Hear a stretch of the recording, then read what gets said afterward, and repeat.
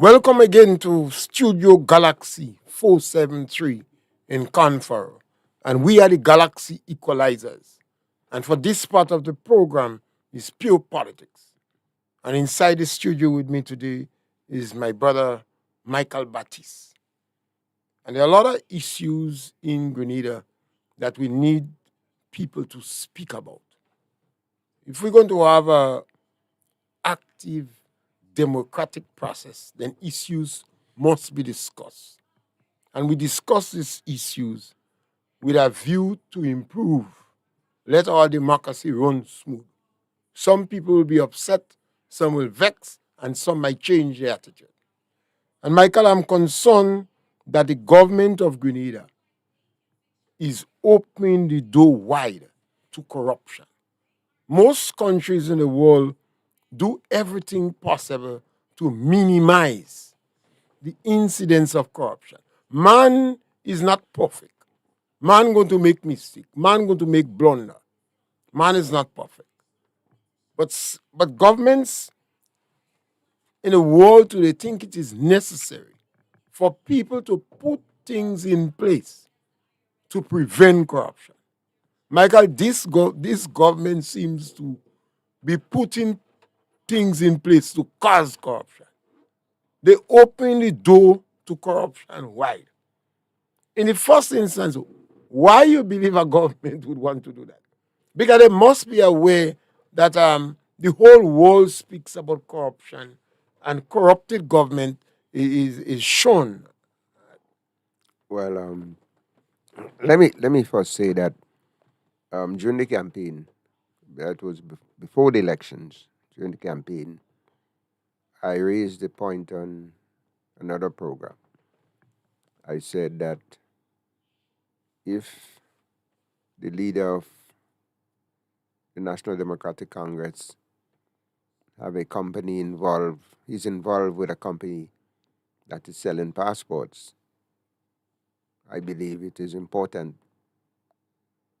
that he inform the electorate of the name of the company and, of course, what his relationship would be with that company.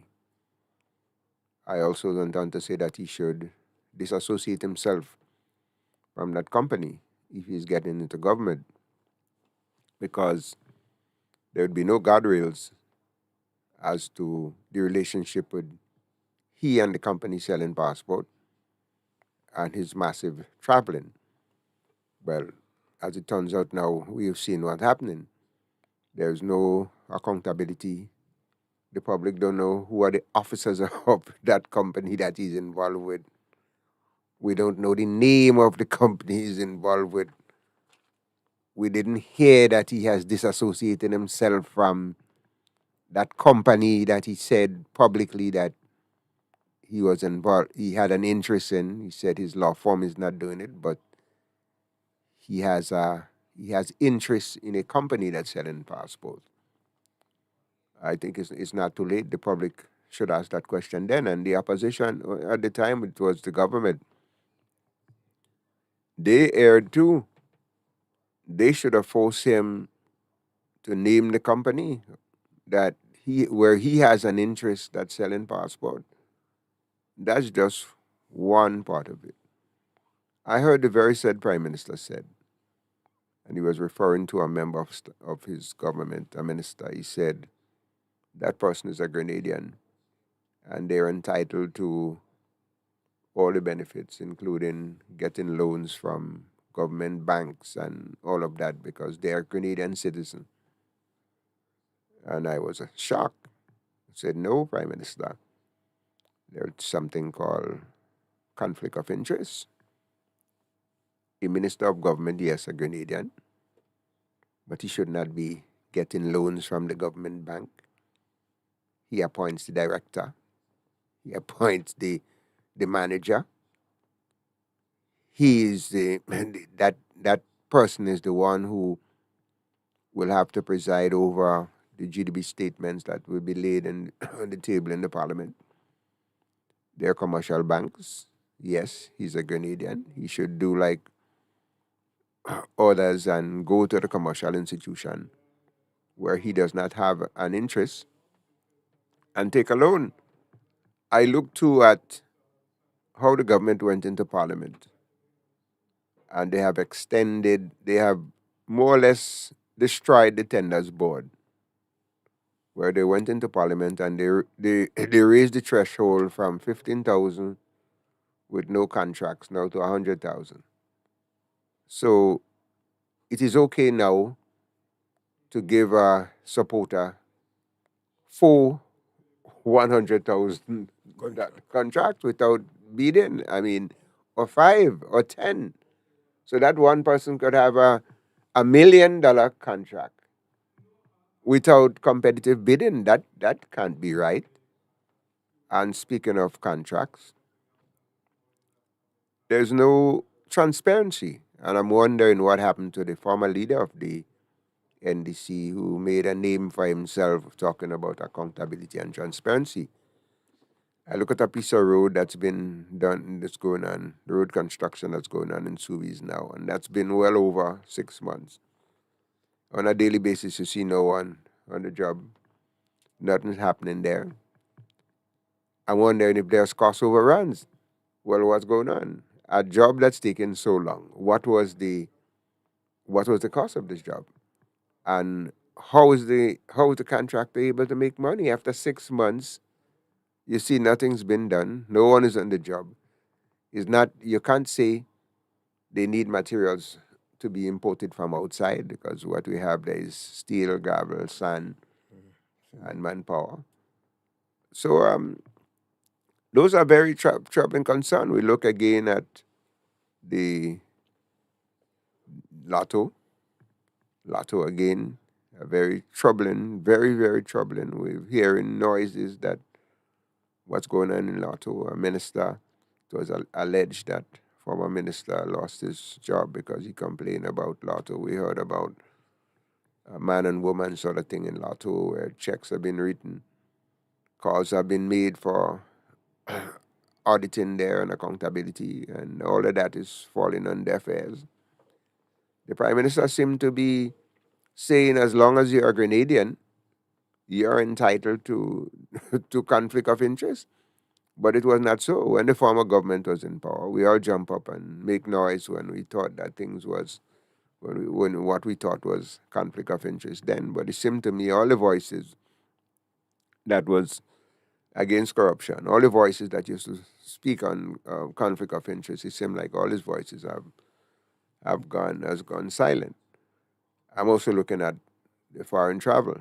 But the voices have practically dried up. Right. But what is so unique about National Lottery? Lottery started in 1979, I think, under the revolution. No, it started in from 1990. 1990, they went and they amended the Gambling Act Yeah. to whether it was NDC who created that Yeah. in Well, 1990. well, we have never heard incidents like that before. You had incidents with some sexual incidents, so Lotto, some individual brought up Lotto to court. I think Lotto won it, but we have never heard incidents where a minister complains that this thing, what is going on, is unacceptable, Well, of course. and you fire the minister. Well, again, he has put this stamp on it. He said it's okay, turn a blind eye, and I think that's terrible. I mean, when you look at how the government operates, imagine a minister went bankrupt through bad decisions and can go to the government bank where he more or less has control by virtue of he sits in a cabinet that appoint the directors and get huge loans to pay up some of his personal debts because all of that have not been paid. And when you can have the prime minister coming forward and giving okay to that and saying yes, it is okay. There's nothing wrong with a minister going to a government bank. Look, I was in government, And the leader of the government at the time, Dr. Mitchell, he has never encouraged or recommend anyone to go to the GDB. As a matter of fact, I was not even aware that GDB does give that kind of loan, does give loans to ministers. I was of the opinion that GDB was a bank.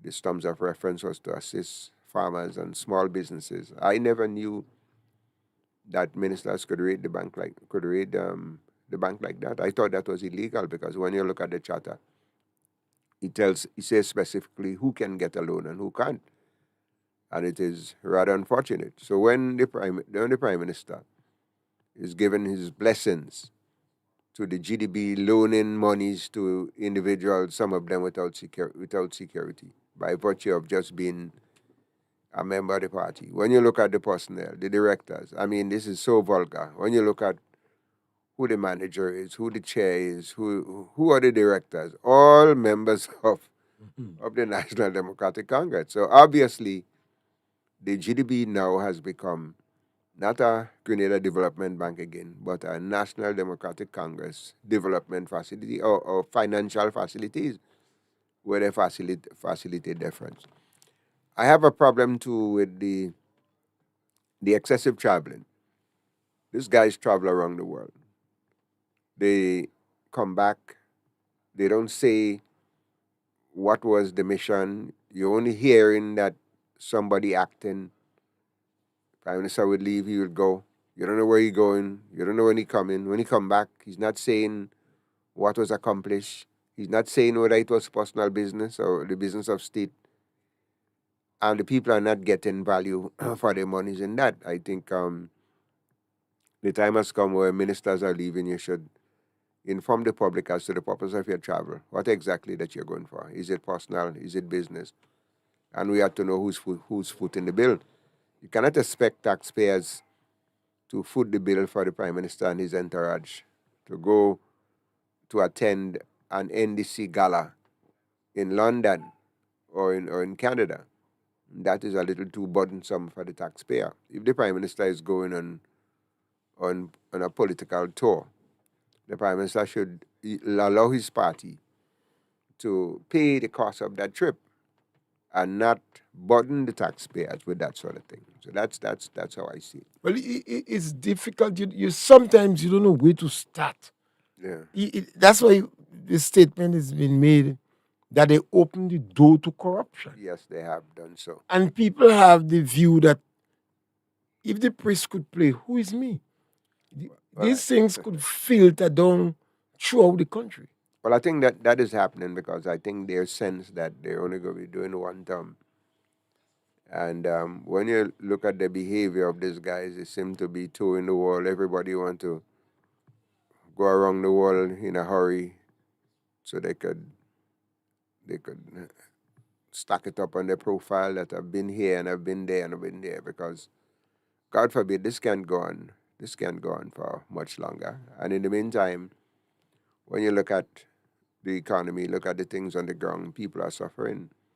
The monies are not hitting the ground. Though you hear the government talking about large amounts of money that they're spending, but you have to ask yourself the question, where are they spending it? We had a $30 million COVID relief fund that was put there for small businesses that was affected by COVID. The government lied, bramble, and tomfool young people by telling them that if in order for them to get assistance, they have to go and register. Thousands of young people went and registered, hoping that they would get assistance from this government, only to realize that what they got in the mail was a tax bill, an estimated tax bill from government. They got no assistance at all whatsoever.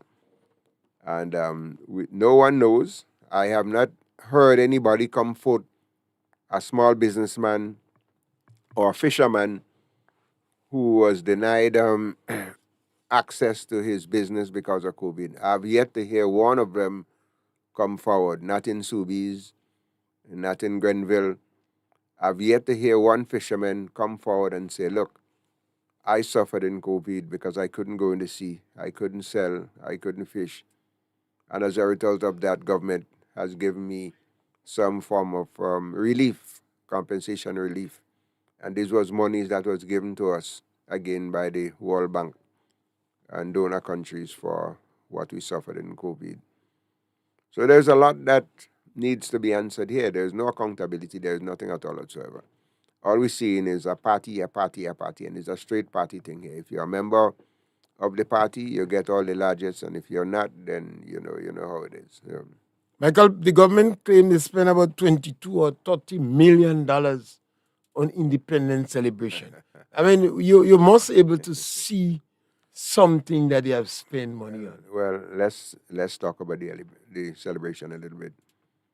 I think for those of us who know a little about our independence, I think it was an insult, a total insult to the supporters of the late great Sir Eric Gary, and of course from independent people, to watch the government spending, they say, $5 million printing notes, put in the face of Maurice Bishop and Uncle Gary on a $50 note.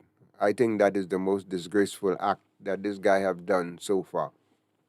Number one, Maurice Bishop had nothing to do with our independence. Maurice Bishop tried to disrupt the independence. Maurice Bishop and his team lied to the Grenadian people, along with the late Hubert Blaise, that we were not getting independence. He did everything possible to disrupt the independence. And then, after we would have got the independence, a few years later, pick up guns and he overthrow the government. If the government wanted to honor Maurice Bishop, I had no problems with it. Chose March 13th as, and they say, to honor him, because during Maurice Bishop reign, March 13th was seen as the independence.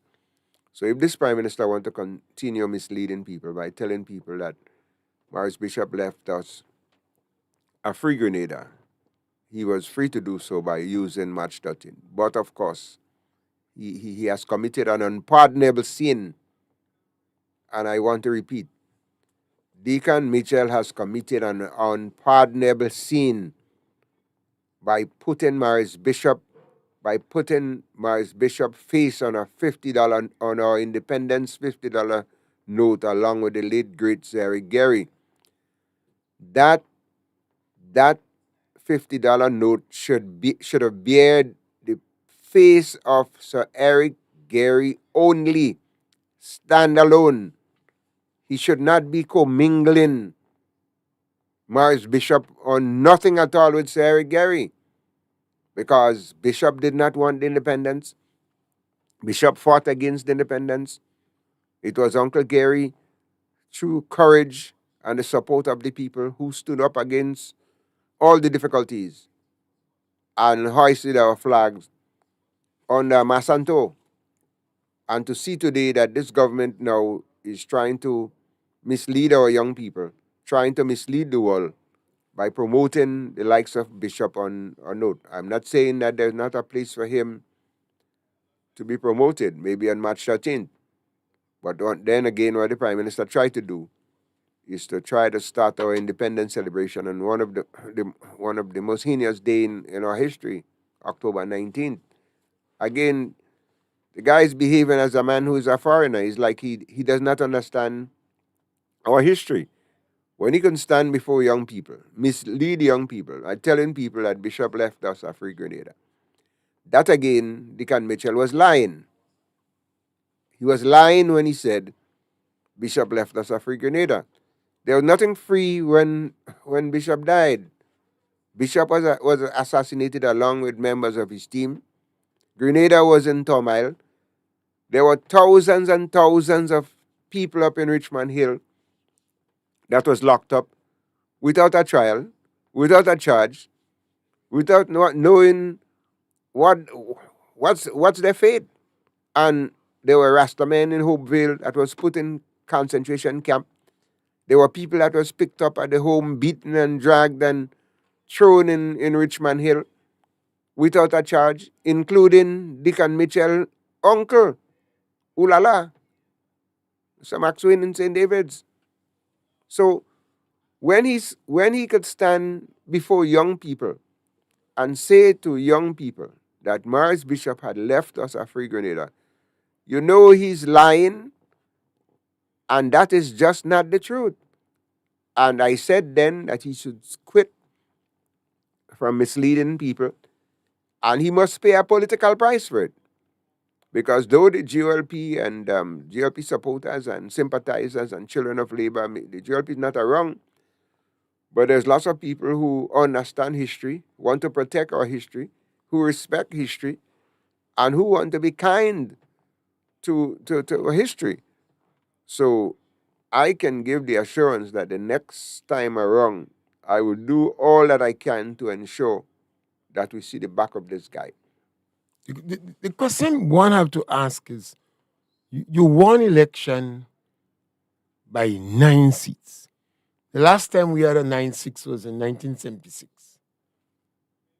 You in a political party that was not able, on no occasion, able to have a consecutive term in office. You got 9 seats. Why you think the prime minister continued to tell lies like that? Because it have to Well, be a disease or no, sickness or something. he started off with lies, And again, I blame the New National Party for folding their arms, sitting on the sidelines, and allowing the man to lie like that. When your opponents start telling lies, no matter how outrageous the lies may be, you have to come out and debunk it. When a man could stand up in Grenville Town, in the cinema in Grenville, and he could tell you he's going to put 2 windmills in Grenville, and that's going to stop the flooding.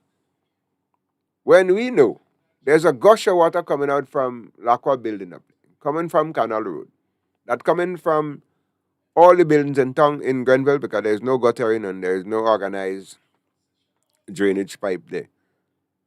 And the town is flooding. He didn't talk about intercepting the water, diverting the water. I mean, I am privy to a copy of a civil engineering report, two actually, one by JP and one by a foreign company. And they all talk about diverting the water and minimizing the flow of the water into the town. And when this guy is coming here, when Dick and Mitchell is coming here and talking this lies to people, and you know what was so sad about that? I saw intelligent people sitting in Grenville Cinema, and they were cheering him on and cheering when he was talking this nonsense. When this guy gonna look at farmers and say that he gonna have green leg trucks going around picking mangoes. I mean, again, the then government failed to confront him with these lies. We do not have organized mango fields. Where these mango trees are, sometimes Manikou having problems going, or the rat and all of that having problems going. How in heaven's name you're going to get a green leg truck to go there and there's no access road? You're going to take netting and put on the mango trees so the mango don't fall on the ground. He looked at the fishermen again and he said, he gonna set up netting outside to stop the seaweed from coming ashore. The U.S. Coast Guard, the U.S. with a giant Coast Guard, probably the best in the world, the biggest in the world, they can't stop it. England can't stop it. No one can stop this orgasm from coming ashore. It's an act of nature. What you could do is to minimize it when it comes ashore and see how you could clean up as possible. But here this guy stood before the Grenadian people and lie again, telling people that he's gonna stop seaweed from coming to the shore. And a lot of intelligent people stood there and clapping this guy. Well, I mean, when I heard that, I froze. I said, God in heaven, what is this? Where are we going with this guy? All this guy's talking is a set of lies. When he turned around and he said, farmers will have access to marketing board. I mean, have access to GDB to buy trucks with solar panels that would go around the country selling fruits and vegetables. A truck with a solar panel is almost $250,000. A farmer cannot even afford to buy a bag of feed or bag of fertilizer. And I want the Prime Minister to come here today and tell the nation how many farmers receive loans from GDB to buy that truck with the solar panel to go around the country. And he didn't stop there. He has become such a habitual liar that it seemed to me as if lying is just his thing. And recently, like he went up in Lara for the first time, like he didn't know Lara Day. He didn't know. He discovered pepper. He discovered pepper. And he turned around and he said, again, lying and misleading our young people. And I want to say to the young people out there, agriculture is a patriotic thing. Food security is important. But please do not listen to this guy. He's misleading you. Prime Minister Deacon Mitchell is misleading the nation and our young people once again. Don't get involved in black pepper. It's 9 stages. And you have to have acres and acres of lands to make sense. If the Prime Minister is interested in helping our young people and helping to ease on the food security shortage and the huge import bill, stop and pump some money in agriculture. Help our young people. Give them the assistance to grow short crops, grow root crops, and let them have the ability to earn so they could feed their families. Because young people today are taking up family responsibility at an earlier age than we did in the times now. So black pepper will take 3 years, 3 long years, and it's more fragile than any of the tree crop that we have, whether it is the mango, the coconut, or the other thing here. So it takes a real madman to recommend a tree crop as an alternative after a hurricane when black pepper will fall down. Black pepper will fall down in a high wind. You don't have to be hurricane. High wind will throw it down.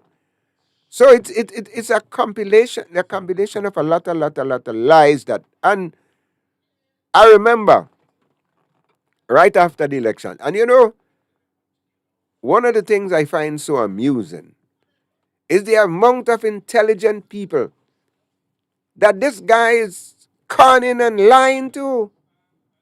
I remember the guy called a press conference in the trade center, and he bust in trade center, youth center, closed circuit cameras because he has this bombshell announcement to make.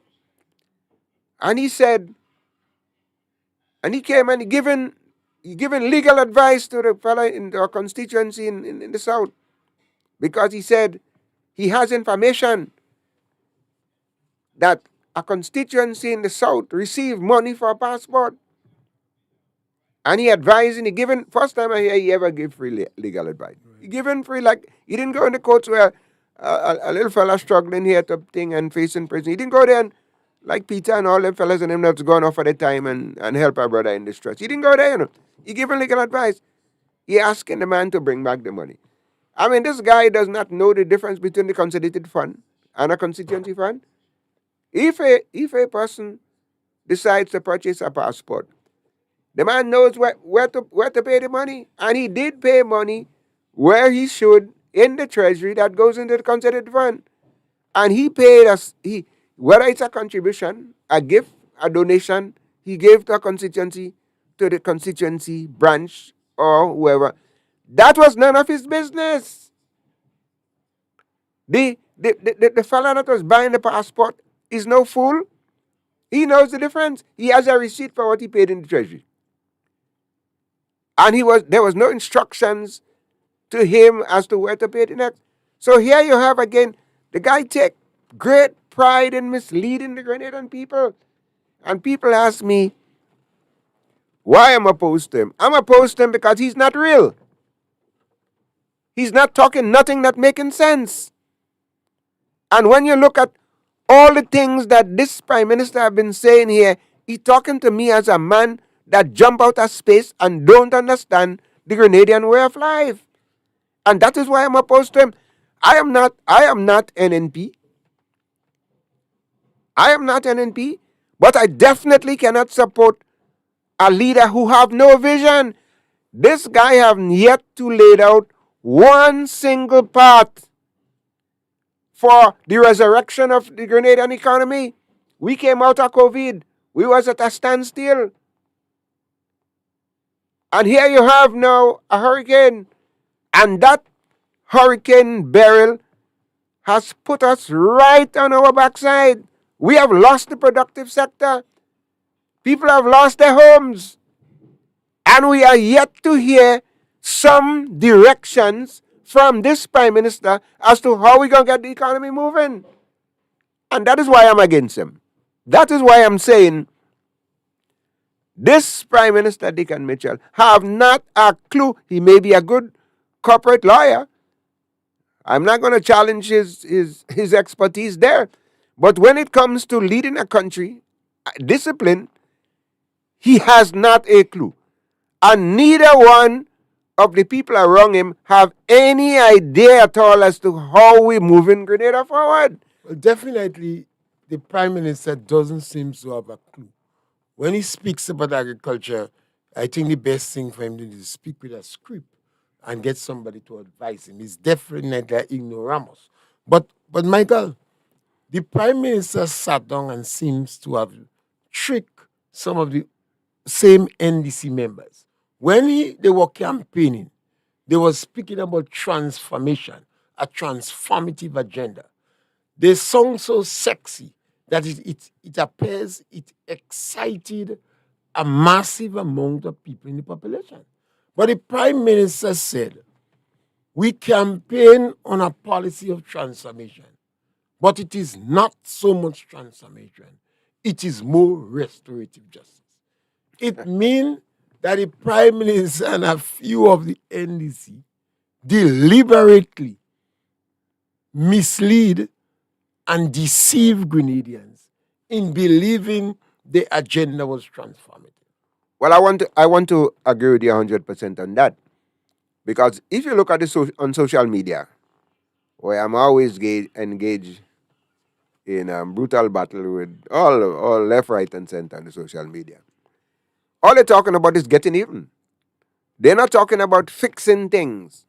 They're making a comparative analysis as to this person used to do that. And that is how it was. And you don't expect it to be done overnight.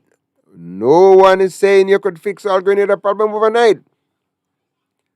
But I have to hasten again and remind those that in 1995, Grenada was once again on its backside. Not like today, where you have a government meeting a pregnant treasury, a government after a hurricane getting millions of dollars, a government after a pandemic getting millions of dollars, a government getting millions from the World Bank to assist in agriculture and still not able to do it. I'm going back to 95. And when you guys talking about you all need time, I wonder how much time you need. You have time. You give her 5 years. 5 years is your time. The NNP didn't campaign and got 23 years in office. They got 5 years. And during that 5 years, the people examined them, look at them, give a progress report, and say that based on your performance, they did a performance appraisal, and they say, I'm going to extend your term to another 5 years. And I'm going back to 95. I remember what Grenada was in 95, coming from the NDC in 95. The NDC collapsed from 1990 to 95. The economy collapsed. The whole place was covered with millibug. Palm trees, not exempted. We had lift spots in Belvedere. No one could have think about agriculture at the time because agriculture was non existent.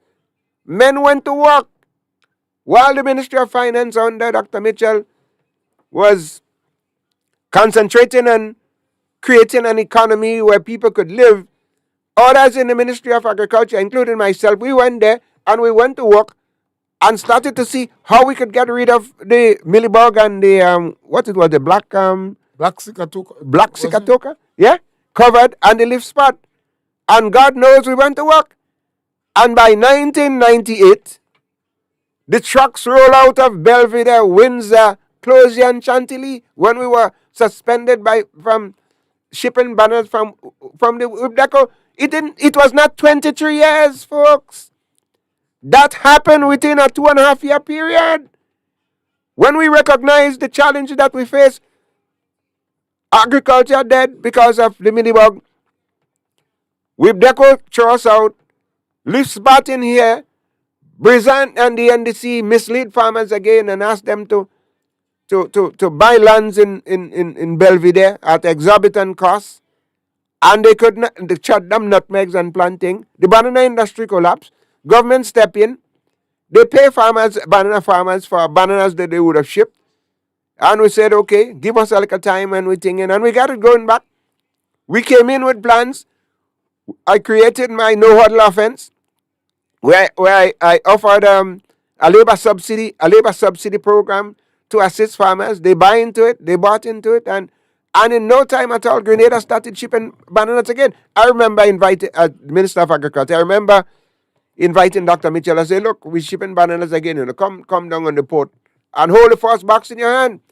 And the whole Caribbean, including Ubdeco, when they send down people here, they were surprised. They say, what a miraculous comeback Grenada made. You're talking from 95 up to 98. We didn't ball out nobody how they leave Grenada. We didn't ask for no time. We was not on social media.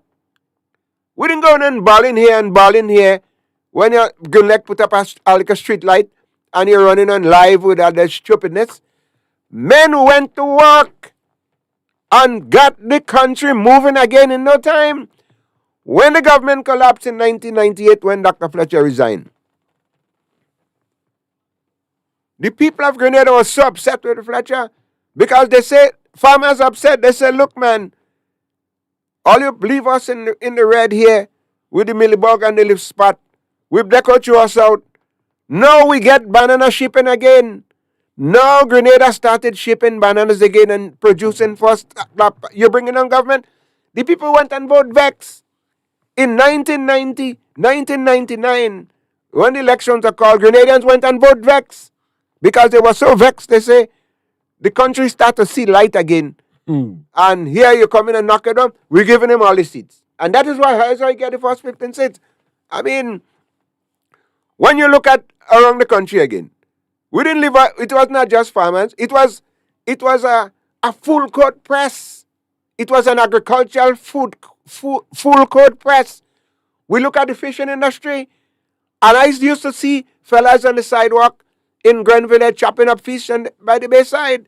I used to look on Melville Street, and I seen the tongue of St. George, people standing up on the outside and chopping up fish by the side of the road. And I said, no, that cannot happen. We cannot go into the 21st century like that. So we set out now and Grenville, Melville Street Fish Market, 2 fisheries facility in Grand Mall, St. John's and Grenville Fish Market. All of this thing was constructed under one administration. So sometimes I just ask these other guys, what fishermen do all you? Why is it all you cannot set up not one single fishing facility? And I just ask them to name me.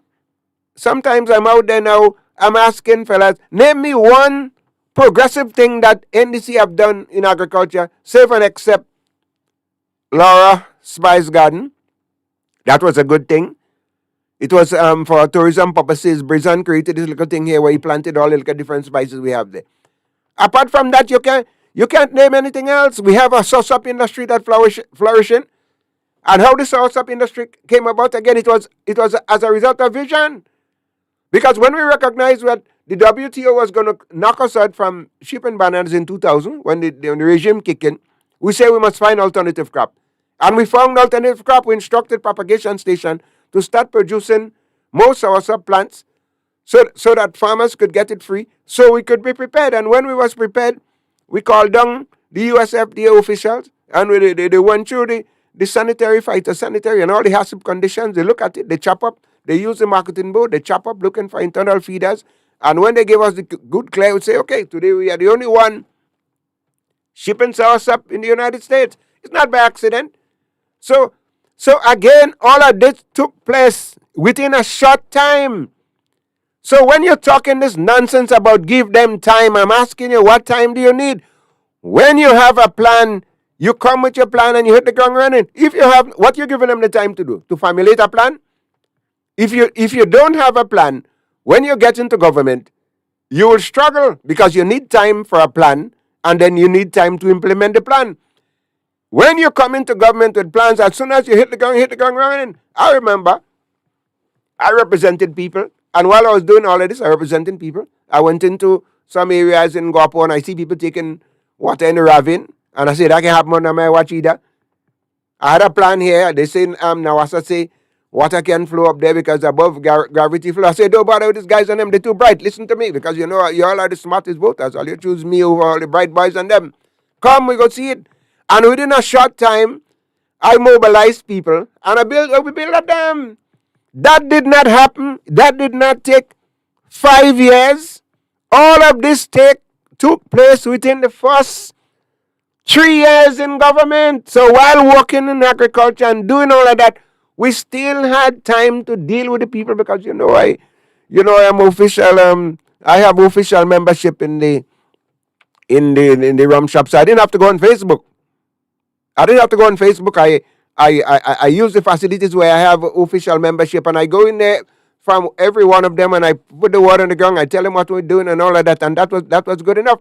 So please don't tell me about give them time and they're young. Well, when we say the government opens the door to corruption wide, every government is encouraged to close corruption door. Yes. If you have a little break in it, you're going to find acts of corruption, because man is not a perfect being. Up to today, you cannot meet anybody in Grenada that could tell you what was the government justification or rationale for cutting down Belvedere nutmeg. They took a loan Well, watch. to cut down the banana nutmeg. You see that one? Watch. Farmers never forgive NDC for that, Brizan, may he rest in peace, in his great wisdom, bought 250 acres from the Campbell estate. He paid too much money for it, for one. And secondly, he sold the lands to the farmers for too much money. At the time, with his hard-headedness, the farmers was using albatross fertilizer, which they were getting from Holland. He decided to try a new brand of fertilizer. And as a result of that, that fertilizer messed up the whole thing. It created leaf spot. So the whole banana industry collapsed. We were shipping bananas before they reached the other islands. They were ripened. So the other islands had to isolate us and say, you see Grenada? But we had to get Grenada out of this thing, because Grenada making us look bad. I remember going to an agriculture meeting in St. Lucia, representing a banana meeting representing Grenada, myself and Daniel Lewis. And when I stood up and I said, gentlemen, come October, and that was in 98, I say, come October, Grenada will start shipping bananas again. Watch, the whole room bust out in laughter. People start laughing, they choke, they laugh. They laugh for about 5 minutes. Daniel Lewis was sitting right next to me. I leaned over to Daniel. I said, Daniel, what did I say wrong, boy? He said, Minister, just keep talking. We go show them. You understand? So when the laughter was over, I then issued the invitation to Ibdeco to come down. I say, I hereby invite you to visit Grenada, to come to Belvedere, come to Clocher, Windsor, Chantilly, and see for yourself the miraculous comeback that Grenada Agriculture has made. And they came down. And when they came down, and I'm sure the file tape is there, they will say what a miraculous comeback Grenada has made during that short time. So time is of the essence in politics. And I want to tell these guys on them, don't talk about young. I was not an old man. I was 40-something. I was 40, 42 or 43 when I was in the government. So don't talk about they young. They're young without ideas. The difference between them and us at the time is that when we got into government with a mission. I said, look, we must resurrect agriculture. And I'm just saying we're going to resurrect it because we come with a plan to resurrect agriculture. And hence the reason why things went so well at the time. So if they're looking at time will run out on them. Because you can't tell me you don't have enough time to get tanya, yam, potato in the ground. You can't tell me you don't have enough time to plant enough cabbage, so cabbage don't have to come from Canada. Don't tell me about that. If you want to tell me we barrel knocked down with tree crop and we suffer with that, I would say okay. Don't tell me we can't have enough chicken to eat locally and you come with a transformational plan. These guys have no plan. I guess the former government was not expecting to lose, and this government was not expecting to win. So the people are left in between there with one that Get stuck. one that wasn't expecting to lose, and one that was not expecting to win. So we in no man's land now. So the guys who win, they win without a plan. And hence the reason why the country is like that. And the sad thing is, these individuals seems to, well, they try to dabble with their cult. They genuinely tried, when they went in and switch off light and etc. and tried to evoke Maurice Bishop's spirit, is dabbling with their cult. Well, Why? It baffles me, man. Well, I tell you the truth, it's the first time I've seen in Grenada a political party behaving like a cult with the leader. I mean, the guy's presented himself like a cult leader. I mean, and you know why I say he's a cult leader? Because the guy talking so much stupidness. And not one day you will hear folks who know better will turn and say, Prime Minister, don't say that, man. Don't say that. That can't happen. Don't say that again. Stop saying that. And they like to talk about who like agriculture and who don't like agriculture. And I always tell them, I said, look, if I and Dr. Mitchell at war, and I hear all you saying that, I ain't saying nothing. But if there is peace between me and him, and I come to speak the truth and to put the facts, because I have the facts, I will tell you he has done more for agriculture than all of the NDC administration combined. And I say it with no apology. But I normally say that NDC is the worst, the most destructive group of people For agriculture. ever in agriculture. Yes.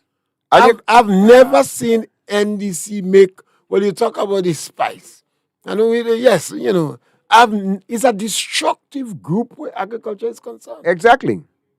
And this guy here is reading from the same old failed NDC playbook. Run to GDB and take loan to buy trucks sitting in here. Same thing he told them. Go to GDB. Go. He didn't use GDB, He used the national insurance scheme, and he used the workers' money to buy the lands. So the farmers were paying through the national insurance scheme. So when Belvedere went bust, workers' money was at risk there. So there you have it. Is really nothing that they could look at, that they could seriously say that they have done in agriculture. And it's always a corrupt group. They sold 13 piece of property to meet current expenditure. They even sell land that did not belong to the government.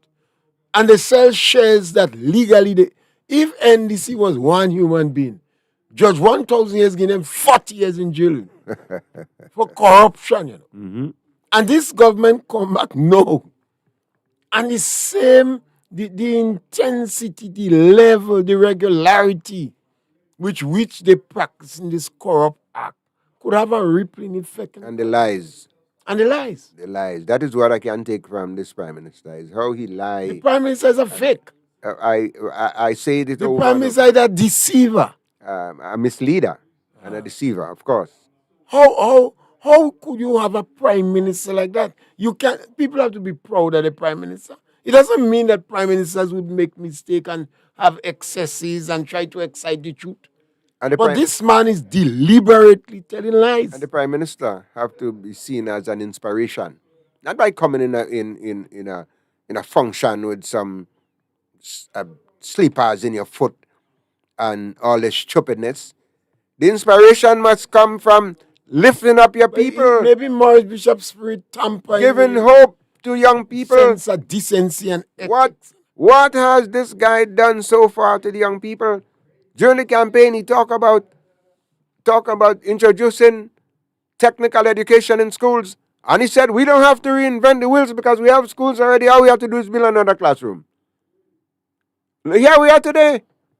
That's what he said, you know. We don't have to reinvent the wheels, all we have to do. So the young people are worse off today than they ever was.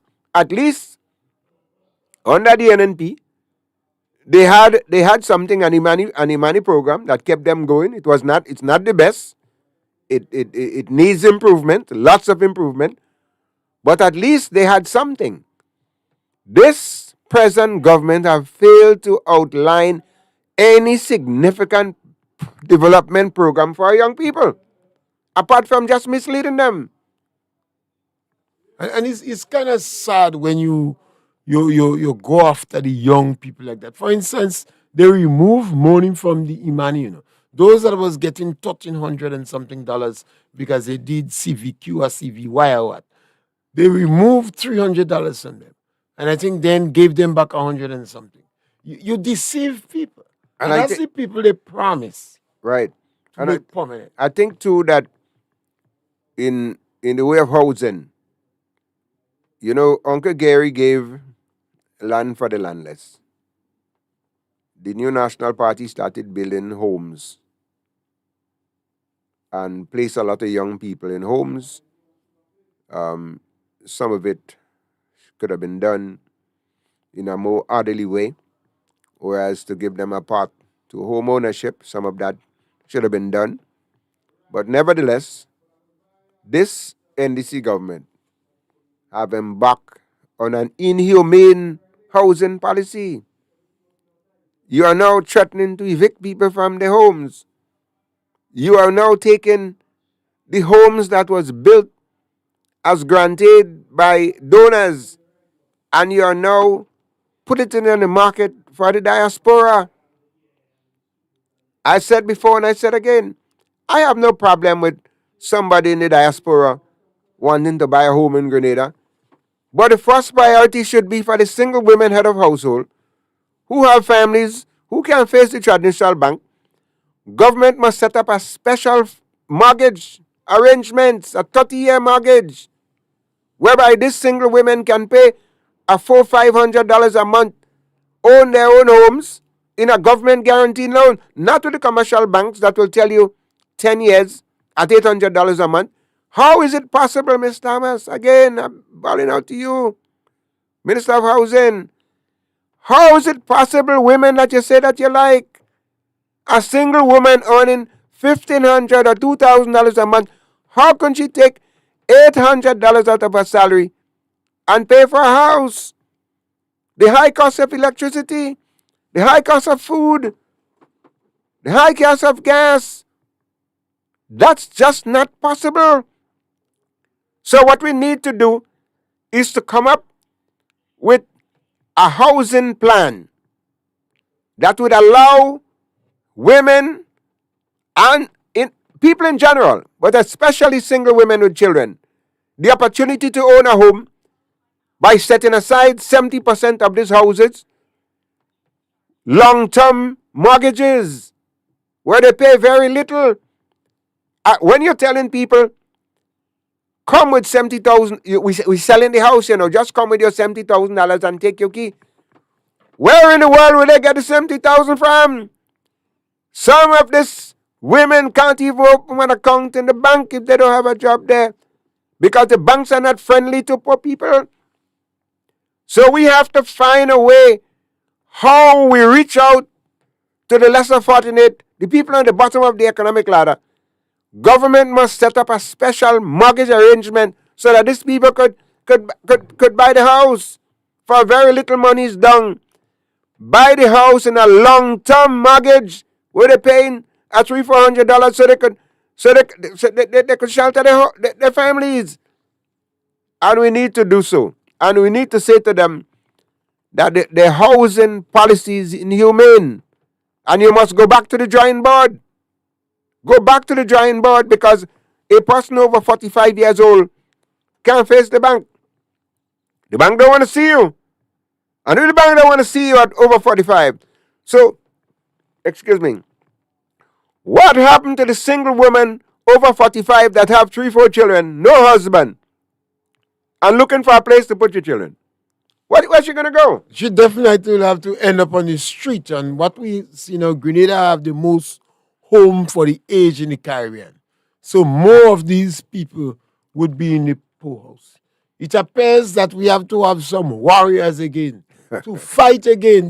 The fight that Gary did and Kit Michelle did to an extent, we'll have to continue that fight to fight for the most vulnerable in our country. Well, I'm still doing my part. I'm not in frontline politics, but I don't want anyone to take it that because I'm not running for nothing, I'm not speaking out on injustices. Yeah, we have to continue. And I want to urge again, every time I get on a program, I want to make the clarion call to Dr. Mitchell, Kate Lewis, and all of those folks that's speaking out on behalf of poor people.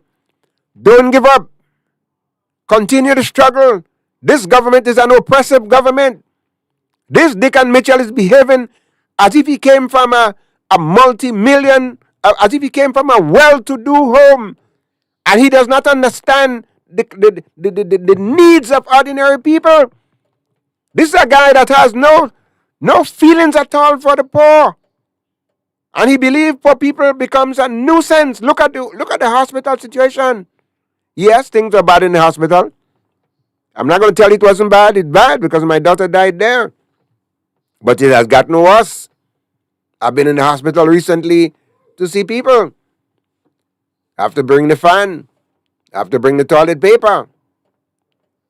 I have to go and get the medication and bring back the medication in the hospital.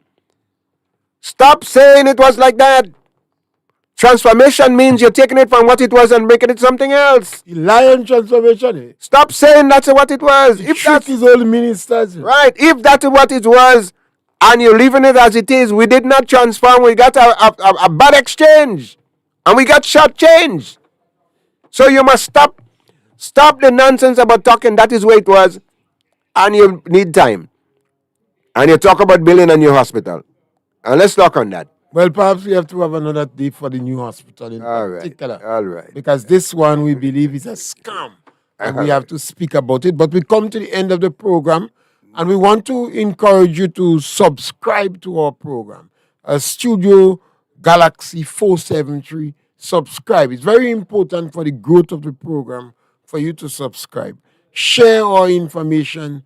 We have 2 programs on Saturday, one on agriculture and the next one on pure politics. We want to thank our technical operator, Elisa. Thank you for guiding us. We want you to continue.